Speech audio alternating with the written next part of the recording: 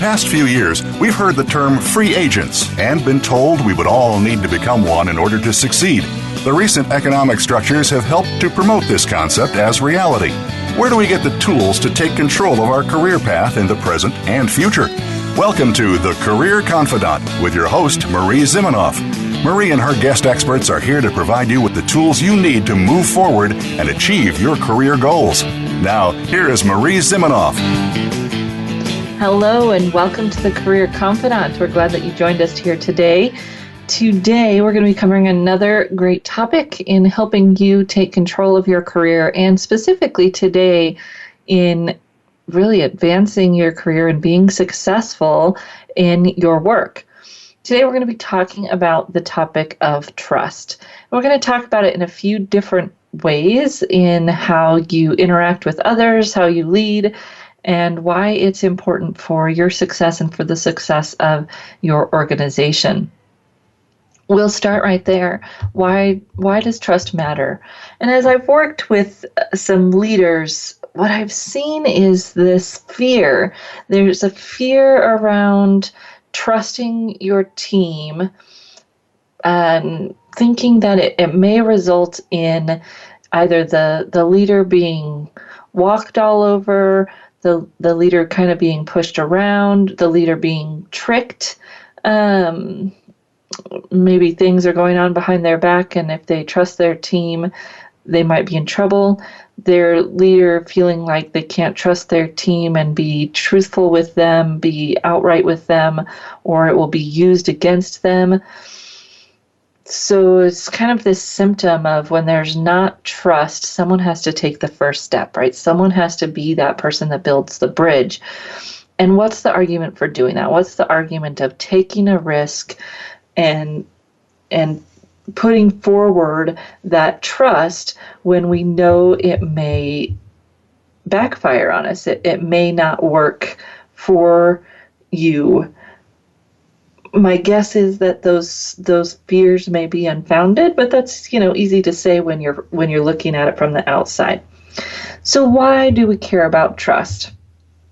Not too surprisingly, there's some research around this, and a quote that I found: American businessman and academic once said, "No matter how effective your strategy, vision, and communication, you will fail to achieve the desired result if your organization cannot inspire trust."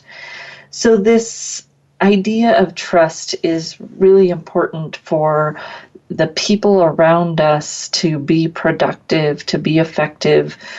And you can, put yourself in that position, put yourself in those shoes. If you don't trust your organization, you're not showing up with your full self every day, right? You're not there and doing a great job because you don't trust that the other people have your best wishes in mind, or that they care about you, or that what you do you'll get the credit for it, right? There's a lot of issues that come up when we talk about trust and what it does to an employee's performance. Think that we like to assume people will just do their best job because they're at work and they're getting paid to do it. And that's just not true, right? People need to be a part of the organization. They need to feel engaged in the organization to do their best work. So this was Bill George who had that quote. And then there's been some research done around trust in organizations. So PricewaterhouseCoopers, PwC, did a survey, and 55% of CEOs were concerned about the lack of trust within their organizations, and 50% of employees, less than 50% of employees, trust the organizations that they work for. So there's a huge issue with trust. There's a huge problem where people don't trust organizations. I actually saw another video talking about how we don't trust organizations or the people around us, but we're more likely to trust strangers. So people that don't have anything engaged in our circle might tell us something, and for some reason we've got more trust there than with the organizations that we work for or the organizations that are in charge of our worlds, let's say. So it's very interesting to think about trust and why you might not trust your team, your boss, your organization, and what that does for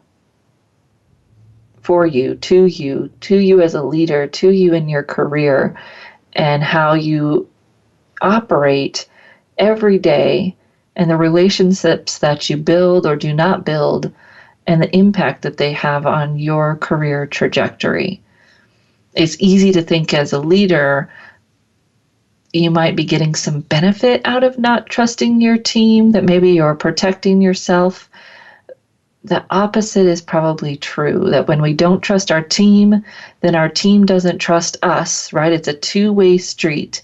And if our team doesn't trust us, our leadership probably doesn't trust us. We're building a culture of distrust around us if we don't trust our team. And it's going to permeate in both directions and therefore get in the way of our career progression instead of what we may think it's going to help us. So last little quote here from Stephen Covey's The Speed of Trust. When trust goes down in a relationship, on a team, in an organization, speed goes down and cost goes up. The inverse is true. When trust goes up, costs go down and speed goes up. So thinking about that, performance is really connected to trust in many different ways. And it is important for us to take that leap of faith and to build trust with our teams, with our boss, within our organization. So let's talk about it at first as a leader. So if you are in a leadership position and you want to build a team that you can trust, how can you do this? So thinking about accountability and how will you hire for accountability, and then also do accountability with your team on a regular basis. Show them that all the way around, on every piece of the team, you included, will be held accountable to what you say you will do, all of those pieces, that everyone's going to be held to the same level of accountability. When you're hiring, that can look like gauging people's manner of handling situations using behavior-based questions, which is pretty much the norm now anyway, right? Tell me about a time. But what you're really looking for is their honesty and accountability in answering the questions. It's one of the reasons I always tell people to be wary of answering a question, have you ever missed a deadline, with no, I've never. It just doesn't sound very, very credible. So thinking about when you're hiring others, really checking to make sure that they're truthful from beginning to end, asking references, doing as much as you can to make sure that that person is being truthful all around. Second thing is not to make negative assumptions. As we talk about on this show frequently, that is one of our major goals in relationships all the way around, whether we're a leader, or coworker, spouse, to not make those negative assumptions about each other, to give other people the benefit of the doubt, ask the questions, find out where they're coming from. When managers make negative assumptions, they are going to micromanage, right? They're going to think, oh, my person can't do that, so I'm going to do it for them. They're going to withhold information because they don't trust their team, and their team's going to find out that they were withholding information. It doesn't go well, right? So thinking about how you can not make those negative assumptions, let your team make some errors, and really giving people the opportunity to fail instead of assuming that they're going to and swooping in and rescuing them. Maybe easier said than done, and there may be times where you can't do that, but if you want to build trust on your team, that's what you're trying to do, is give them some opportunity to earn your trust, which means that you have to give them some flexibility and authority to have action on their own, autonomous. A big conversation in my world of counselors, right? I have a counseling degree, come from a colleague group of counselors who are often talking about the difference between fair and equal. I like the analogy of this, you've got kids of three heights trying to watch a baseball game over a fence, a solid fence. And the tall one can almost see over the fence. The shortest one is like a foot away, right? If you give them all the same size of tool, that's not equal. That's fair, but that's not equal. When you give them each the size of stool that they need to be able to see over the fence, that's equality. When we're in leadership positions, we have to be careful about how you want to handle your team and making sure that each person gets what they need and identifies and acts on their own solutions instead of giving everybody the same thing. How are you going to treat your employees? Going to treat everybody the same, or are you going to give everybody what they need? Thinking about giving each person the solution they need to be able to see over the fence versus having one solution that's going to work for some and not for others. The difference between fair and equal. And of course, having that policy of truthfulness from yourself, from others, that it's expected, that you're calling people on it when they're not being truthful, but that goes for you as the leader as well. And that goes to not withholding information, demonstrating distrust from the beginning of a situation by not providing everyone the same opportunity to be in on whatever's going on in your workplace. So earning that employee's trust and being able to gain their trust and show them that you trust them is really where it starts. And so there's a Harvard Business Review article also on this, in this topic. When employees don't feel trusted by their management, productivity and engagement suffer. This is from 2017. You want your employees to trust you, show them you trust them. HBR 2017. So thinking about how we can garner that trust, and some of the additional points that it talks about is giving up control. So finding places where you can grant someone authority, making sure that you are taking corrective action, but not being overly reactive about it when they make a mistake. Talks about sharing information, making sure that we're not, again, withholding that information because we don't trust them. It's going to be found out. It's going to be pretty obvious.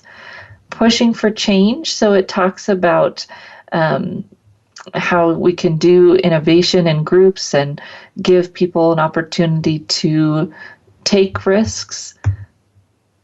And then also it talks about investing in employee development and how are you going to help people really know that you care about them as people and as professionals by giving them those opportunities to develop and to do what they need to do for their own career.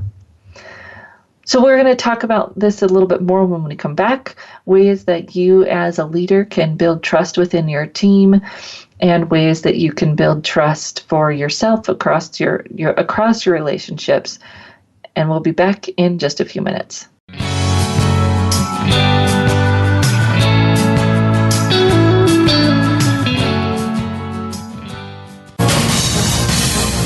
America Business Network, the bottom line in business.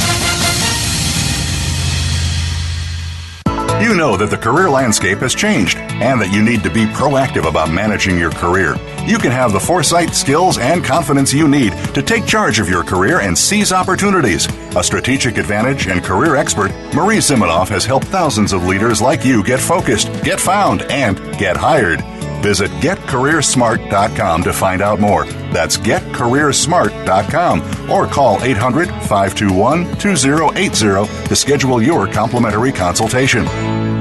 You hear about it all the time. Compromises, destructive malware, major breaches. You can't turn on the news without hearing about the latest cyber event. Learn more about cybersecurity, how it has become one of the most significant threats to our national security, and the battle experts undergo every day on your behalf to protect you, your families, and your data. Task Force 7 Radio with host George Reedus is the voice of cybersecurity around the world. Tune in live every Monday at 8 p.m. Eastern Time, 5 p.m. Pacific on the Voice America Business Channel.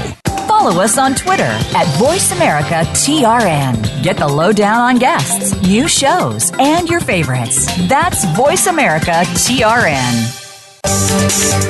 From the boardroom to you, Voice America Business Network.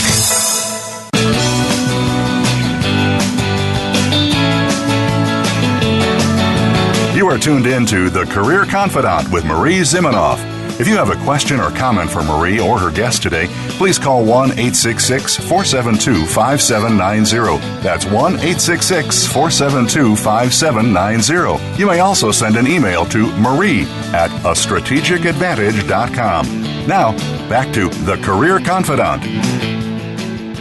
Welcome back to The Career Confidante, and today we're talking about trust. And we talked a little bit about specific, concrete ways that you as a leader can build trust with your employees, how we can really give them an opportunity to earn our trust, give them some autonomy, show them that you trust them, show that you care about them as a person, as their professional development, give up some control, share that information, assume good things, right? Give them the benefit of the doubt and help them earn that trust. So what are some of the things that undermine that trust and make us feel like we can't trust them? Sometimes it's that lack of self-awareness, right? This is why most leadership development programs focus on helping the leader with their self-awareness, using some of the, time-proven assessments that tell people about themselves and the way they work.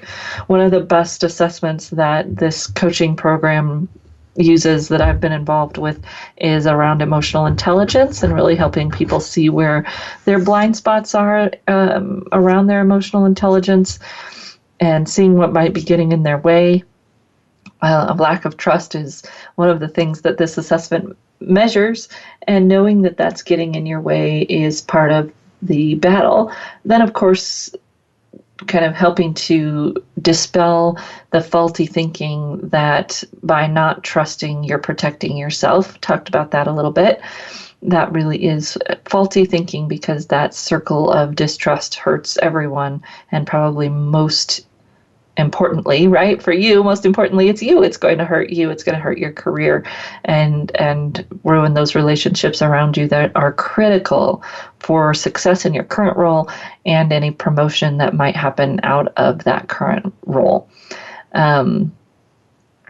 A lot of organizations are risk adverse by design, and some of the people I've been working with are in one of those organizations that is definitely risk adverse. So many structures, policies, and in some ways that much red tape almost builds a culture of distrust, because you're regulating every little thing. And that makes people feel like you don't trust them, so you have to create all these regulations. When we're in that kind of an environment, it's going to be even more important that we show people that we trust them, because they're already feeling a lack of trust simply from all the red tape and structure that might be in an organization like that. That heavy bureaucratic organization feels distrustful simply because there are so many policies. And most of the time, people are going to feel that distrust most with their manager, even though their manager didn't create any of those policies, right? Their manager has to enforce them and is going to be the face of those policies, even when they aren't the one that wrote them. On the other side of things, if you're in an organization that's maybe more agile, it might have a struggle by being kind of bottom line oriented. And so there's a lack of trust because it feels like everything is just really about profits. And when we have that kind of culture, it can breed the same kind of distrust that you don't really care about me or what we're doing here, or maybe even the true end result beyond profits, because all you care about is profits. When we have those kinds of factors eroding the trust, it can be difficult to win it over. So there's a TEDx video, a professor from Harvard Business School, and she's talking about kind of this three-legged stool of trust. And she talks about empathy, authenticity, and logic. Very interesting. She's very into triangles. You can Google it, trust, TEDx, Harvard Business School. You probably find it pretty quickly. She was working at Uber, trying to help them with their trust issues, and very interesting story. But what she's talking about with these three legs of trust is that we usually have one area that, as she says, is wobbling more than another. And we can see that within some of these organizations. For instance, all the policies and red tape can sometimes feel to people like faulty logic, right? Do you really need all this red tape? Do we have to have all this process? Where's the logic behind all of this actually working together? And to combat faulty logic, she recommends looking at our communication patterns and making sure that we're communicating the point first and then the supporting points, instead of kind of building up to the supporting points by telling the whole story. So when you're in meetings, think about that in your organization. Do people start with the point and then tell you all of the reasons, or do they start with all the reasons while they're kind of beating their way through the bush to the point? How does that look in your organizations? What does that kind of logic look like? Are people able to communicate easily the logic behind what they're doing, the decisions, the policies, etc.? When we get too caught up in telling the story, telling all of the supporting points before we get to the point, it can lose people. We can maybe not get to the point. And I think maybe the case definitely with some organizations, especially when there's gender dynamics, and she kind of made a joke about this in her TEDx video, when there's those gender dynamics that or power dynamics, maybe not even gender related, but power dynamics where you get interrupted before you get to the point, then it's even more important that you start with the point, so that if you get interrupted, you already have shared your idea, right? You've already shared the forward moving piece of it, and everyone can get behind that, even though they might not have all of the supporting cast. The other wobble point that she talked about was empathy. And I see this with a lot of leaders because they feel like they're not supposed to have empathy. They're not supposed to buy into their team's life. And there's a fine line to walk there, perhaps, with empathy. Can you be too empathetic with your team to the point where they walk all over you? I'm sure that could happen. But when we aren't empathetic, when we aren't able to look at others' perspectives, and this kind of goes back to that assumption piece, when we're assuming that people are doing things for bad reasons, you're automatically not having any empathy for them. You're not looking to see what their perspective is. You're not looking to see what they're trying to achieve that might be positive. You're automatically putting up that wall and making that decision that you're not going to try to see their perspective. Empathy can kind of be this kind of touchy-feely word, and I'm not sure as a leader I should do that. There's a really good case for it, right? When you can put yourself in someone else's shoes, when you can see their perspective, when you can listen to what they have to say, you get more innovation, you get more engagement, and you probably get better results, not just because of listening and them being engaged, but because you're actually listening to some other ideas and can see some other perspectives. So when we think about that empathy piece, what are you doing to really listen to your team? Can't build trust if we're not listening to them, if we're not paying attention to what's going on with them as people, as well as with them as team members, what they're actually bringing to the table. The last piece of her stool there, her three-legged stool, is authenticity. And people can automatically tell when we're not being authentic, when we're not speaking our own experience, when we're trying to fit in. You can tell when someone isn't there, when they aren't themselves, when it's not real, when they're trying to be something that they're not. It's just so obvious, right? And you can't trust someone when you see that false front. You can't trust someone when you don't really know what they stand for. The challenge for most of us, and she explains this very well, is that there isn't really acceptance for us to be ourselves. There's a false narrative, perhaps, that we should all be authentic. And then when it comes right down to it, we are coached, perhaps, by our peers, by our managers, and or perhaps shamed to conform, to fit in, to do things the way that they have always been done, to do things the way that they quote unquote should be done, to dress the way that everyone else is dressed. And there's such a fine line here, because how do you make a good impression and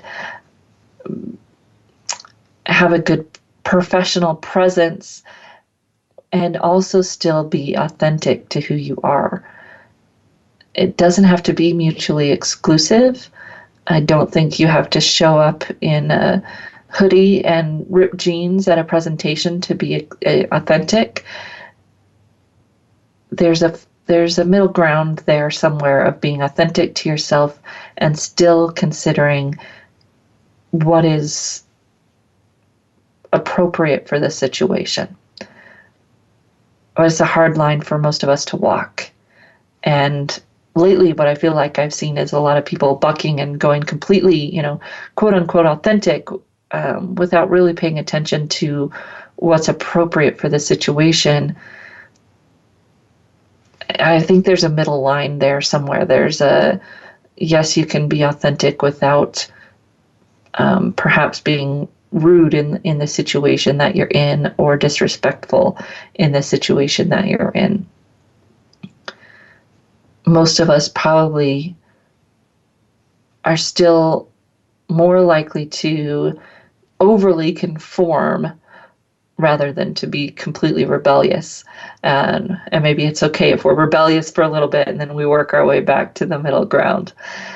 That authenticity is important because we can't trust someone we don't know.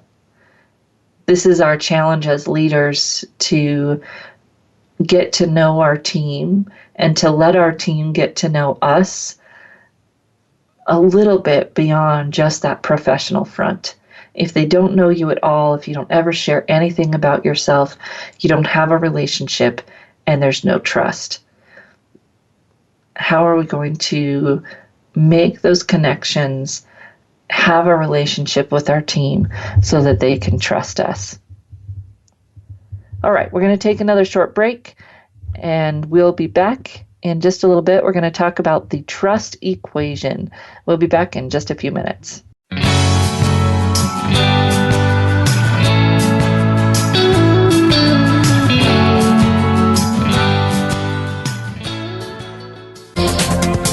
The business community's first choice in Internet Talk Radio.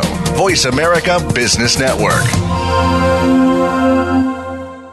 You know that the career landscape has changed and that you need to be proactive about managing your career.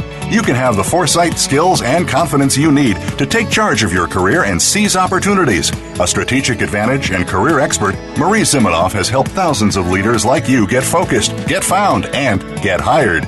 Visit getcareersmart.com to find out more. That's getcareersmart.com or call 800-521-2080 to schedule your complimentary consultation. Today we live in a truly global environment.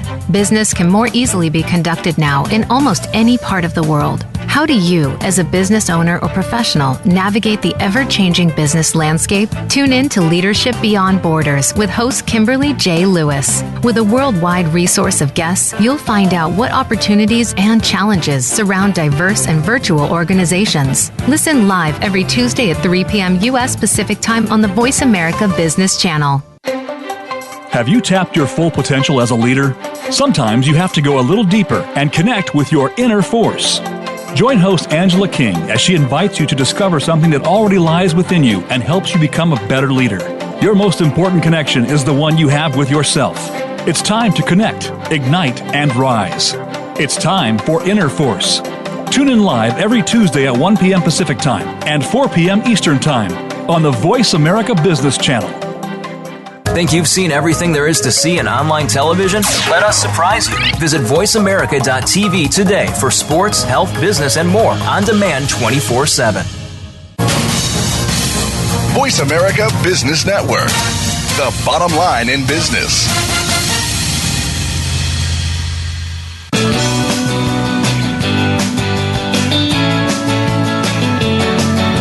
You are tuned in to The Career Confidant with Marie Zimenoff.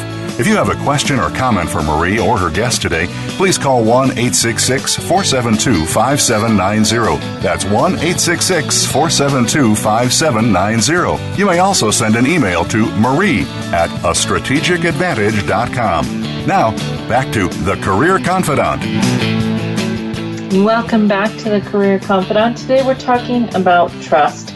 And we were talking about the three-legged stool of trust in authenticity, logic, and our empathy. This very similar concept here, but this is more from the world of sales. Although I think sometimes when we hear that or we think that, we kind of discredit it. Oh, I'm not trying to sell anything. I don't need to worry about this. This is very similar to that other three-legged stool example, just a little bit different words and maybe actually easier to understand. It comes from the work of Charles Green. I first heard about it from the Sandler sales coach in my neck of the woods. And the idea of the trust equation is that on the top, you have credibility. So can you do what you say you will do? That credibility. Do people think that you know what you're talking about? And this may be similar to the logic in the other conversation. You know, do people think that you know what you're talking about? Do people trust your information?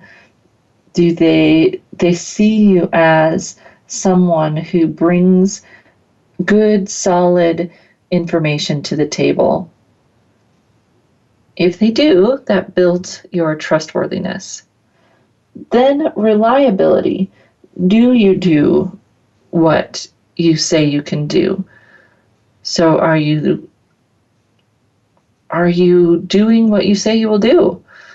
Are you trustworthy? Are you reliable? Sorry, not trustworthy. That's where we're going. Are you reliable?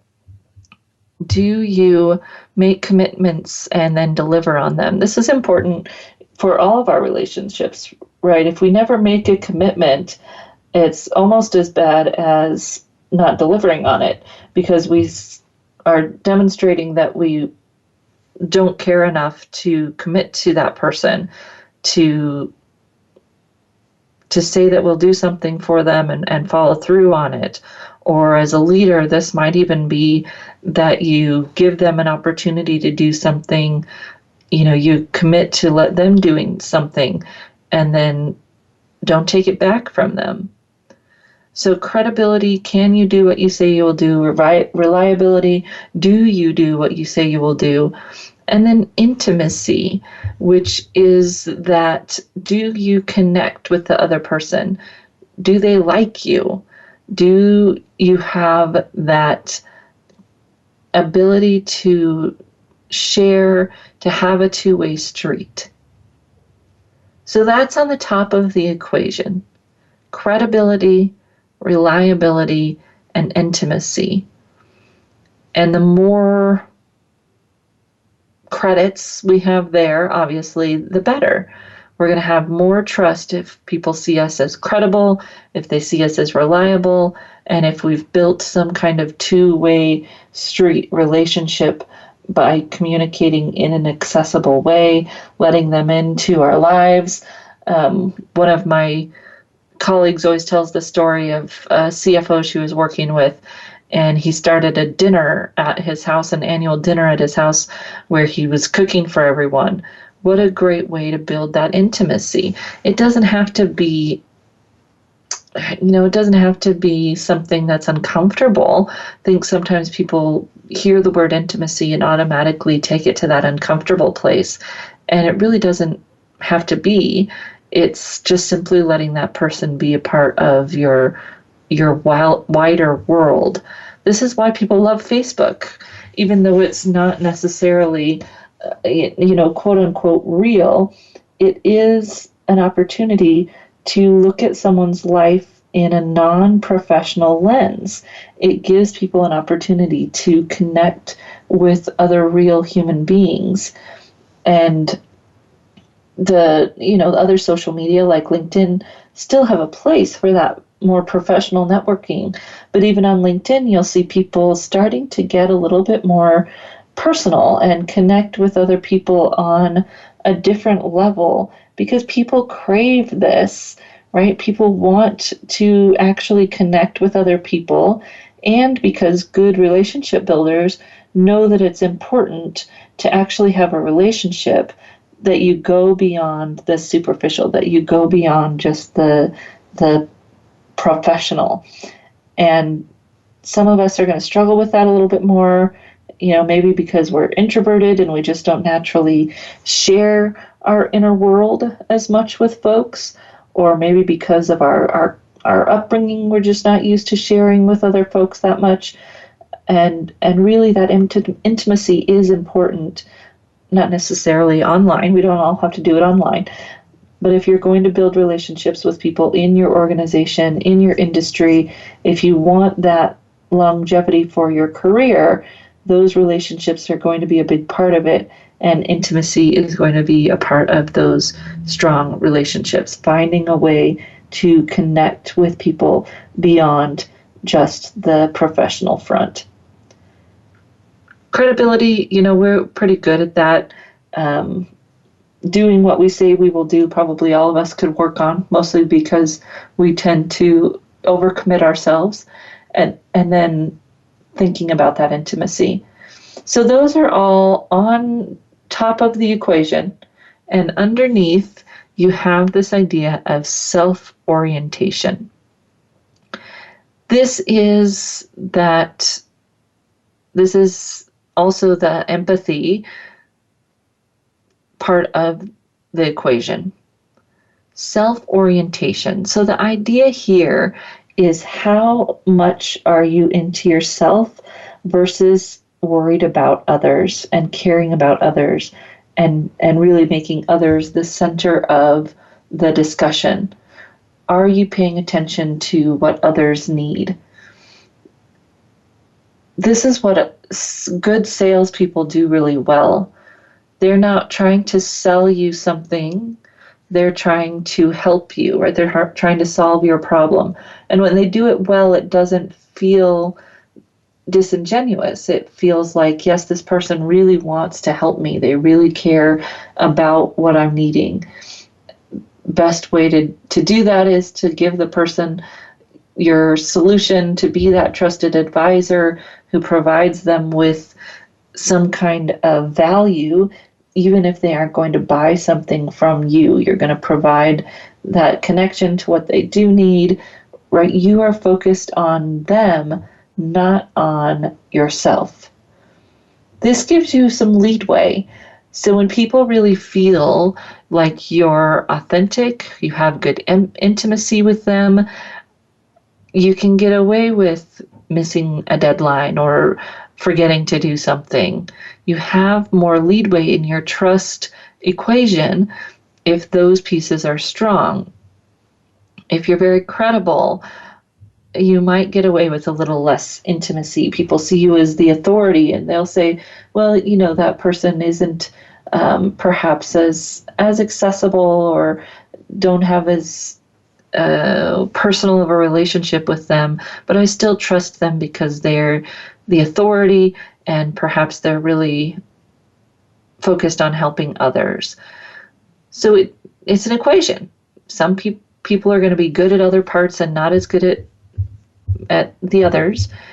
The more that we can build our skills in all of these areas, the easier it will be for us to build trust and build relationships with others.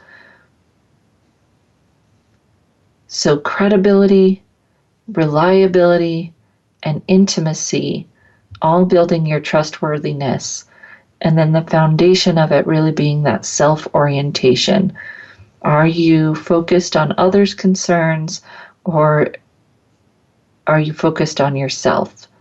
Now, I'd say for some of us who tend to be on the quieter side, this can be a challenge because people will perceive that you are about yourself unless you make it clear that you're concerned about them and that you care about them. If we don't voice that, if we don't make sure that people know that we care about them, that we're interested in them, it's not going to matter what's going on in our heads. So my fellow introverted leaders out there, that may be our challenge, that you actually have to communicate your concern for others, your other orientation, or it will be assumed that you are self-oriented. So how are you going to do that? How are you going to make sure that you're verbalizing and using your nonverbals to let people know around you that you care about them, that you're interested in them, that you have their needs in mind? So that trust equation can be helpful in thinking about how you're going to build trust around you and in your circle to move your career forward.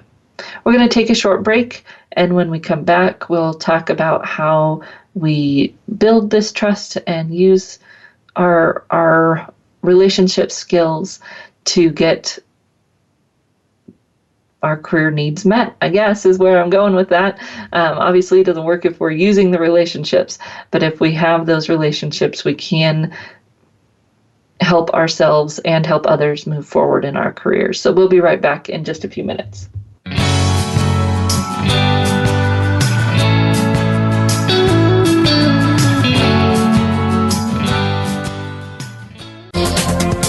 The business community's first choice in Internet Talk Radio. Voice America Business Network. You know that the career landscape has changed and that you need to be proactive about managing your career. You can have the foresight, skills, and confidence you need to take charge of your career and seize opportunities. A strategic advantage and career expert, Marie Zimenoff has helped thousands of leaders like you get focused, get found, and get hired.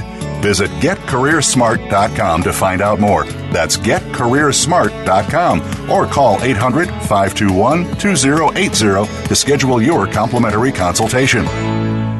We hear it and read about it every day in the news. America is heading over a fiscal cliff. Home prices are still receding and unemployment growing.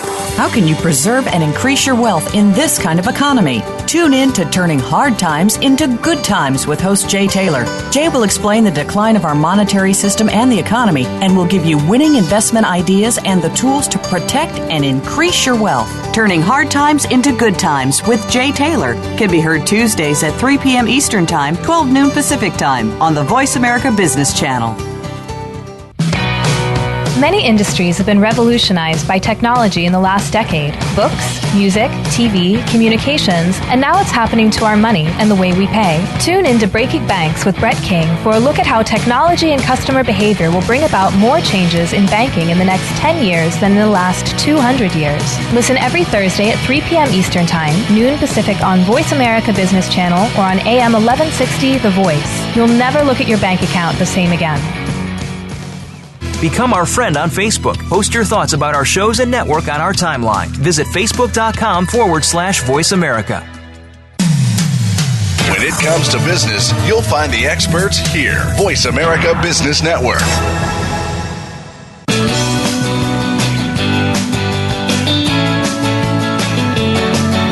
You are tuned in to The Career Confidante with Marie Zimenoff. If you have a question or comment for Marie or her guest today, please call 1-866-472-5790. That's 1-866-472-5790. You may also send an email to marie@astrategicadvantage.com. Now, back to The Career Confidante. Hello and welcome back to The Career Confidante. Today we've been talking about trust. We talked about the three-legged stool of trust in logic, empathy, and our authenticity. We talked about the trust equation with our credibility, reliability, intimacy, all over our self-orientation, our ability to be thinking about others instead of ourselves. So there's ways that technology get in the way of these relationships, and there are ways that we can use technology to benefit these relationships. And it is just about thoughtfulness and how you're using technology. So in this TEDx video, the Harvard Business School professor is talking about the three-legged stool of trust, and she's talking about how our cell phones get in the way of that, right? That when you've got your cell phone in front of you, you are automatically considered to be self-centered. Nobody really cares if you might be saving the world on that phone, right?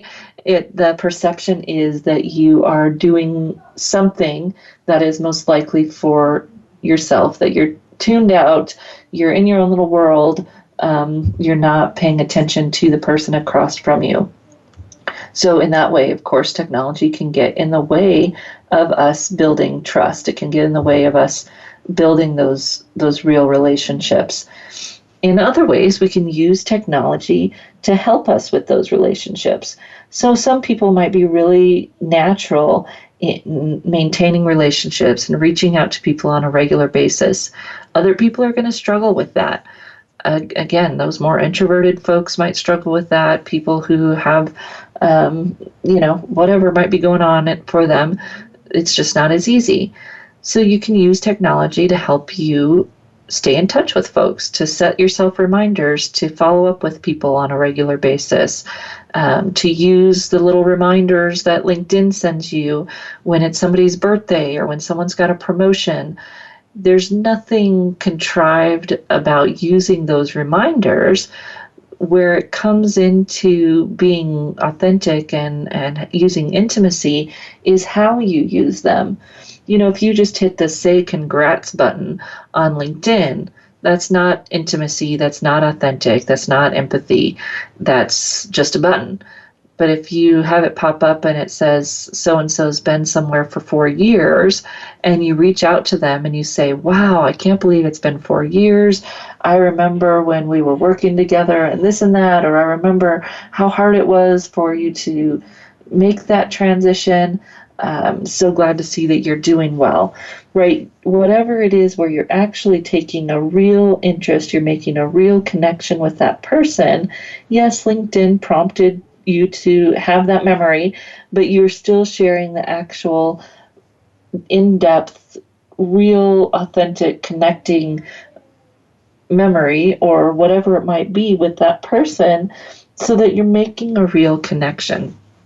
And if we use technology to help us, but then we use our others-centered orientation to make sure that our communication is authentic and really other-centered, that's a great way to use technology for this purpose. You might set up a schedule that you connect with someone to go to coffee. You might use these notifications, connect with people on Facebook, on LinkedIn. Your worst enemy is the like button. It's so easy. I do it all the time too, but it really is your worst enemy because that's not a connection. That's false. That's a false feeling of staying connected with someone when you're really not. Avoid that as much as possible and find a way to really comment on someone's posts, to send them messages, to connect with them over email or via the phone. And of course, the best way is to then use all of those methods to meet in person and stay connected face to face. Nothing can replace that face-to-face communication in terms of building trust and maintaining trust. That's why industry events and opportunities to really go in person with people are so important, where you can make those connections, where you can maintain those connections and build real relationships. So as you're thinking about your trust in your workplace, there is a false sense of mistrust, distrust being a good thing.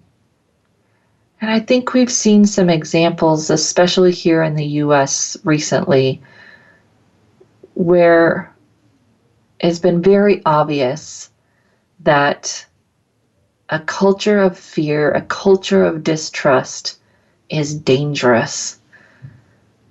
When we act, when we react, when we have knee-jerk reactions out of mistrust, out of fear, it's dangerous. Taking a risk to trust others is definitely that. It is a risk. But we are fooling ourselves when we think that not trusting, that being suspicious is any better in the long run for our career, for our relationships, for our communities. That lack of trust and that fear is more of an eroding force than misplaced trust ever could be.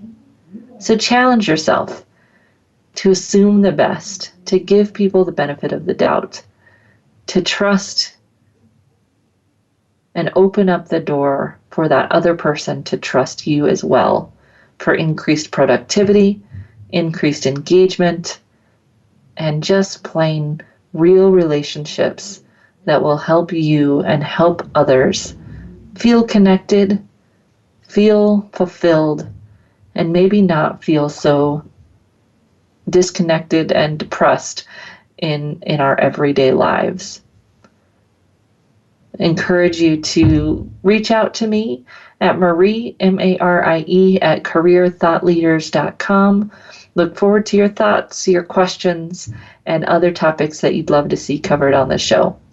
We'll be back next week with more information, more resources for you to stay on top of your career path, keep your career moving forward, and we look forward to seeing you then next week on The Career Confidant.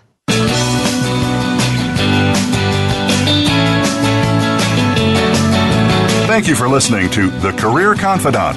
Marie Zimenoff will return again with another terrific guest next Monday at 6 p.m. Eastern Time, 3 p.m. Pacific on the Voice America Business Channel. Be sure to join us then.